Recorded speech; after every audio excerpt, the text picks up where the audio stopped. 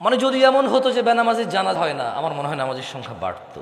যদি এমন হতো বেনামাজির সাথে কেউ মেয়ে বিয়ে দিবে না, ছেলে বিয়ে দিবে না, আমার মনে হয় নামাজি বাড়তো। যদি এমন হতো বেনামাজির সাক্ষী গ্রহণ করা হবে না, কি গ্রহণ করা হবে না, যদি এমন হতো যে বেনামাজি ছেলে তার নামাজি বাবার সম্পদের অধিকার পাবে না, তাইলে মনে হয় নামাজি বাড়তো। এগুলো আমি বলিনি, এগুলো মুহাম্মদ সাল্লাল্লাহু আলাইহি সাল্লাম বলছে। বেনামাজি বেওয়ারিশ থাকে, কারো ওয়ারাসাত পায় না। বেনামাজি কি পায় না? নামাজির ওয়ারাসাত পায় না, পৈতৃক সম্পত্তি পায় না। যে ছেলে নামাজ পড়ে না তার বাপের সে পৈতৃক সম্পত্তি পায় না, ইসলামে সে পায় না। সে মারা গেলে তার জানাজার নামাজ হয় না। বেনামাজি জামাই নামাজি বউ বিয়ে টিকে না হিসেবে, কারণ বাইনাল আবিদি ওয়া বাইনাল কুফরি তারকুস সালাহ। বান্দা ও কুফরির মধ্যে পার্থক্য হচ্ছে নামাজ ছেড়ে দেওয়া। তো কাফের আর মুসলমানের তো বিয়ে টেকে না। বাইনাল আবদি ওয়া বাইনাশ শিরকি ওয়াল কুফর তারকুস সালাহ।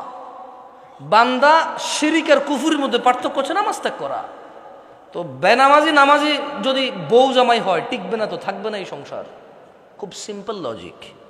আপনি যেদিন হাদিসকে এভাবে দেখবেন ওই দিন আপনি মানুষ হতে পারবেন। আদারওয়াইজ ওয়াজ শুনতে পারবেন, জুমায় যেতে পারবেন, খুতবা শুনতে পারবেন, কিচ্ছু হবে না। আর আমার মতো লোকজন নিয়ে এসে, আমার থেকে উন্নত লোকজন নিয়ে এসে কতক্ষণ নিজের এলাকার সুনাম করতে পারবেন? প্যান্ডেলে জায়গা হয় নাই রে, বিশাল বড় প্যান্ডেল, মানুষ আর মানুষ, হুজুর কাঁপায়া দিছে, ফাটায়া দিছে। হ্যাঁ,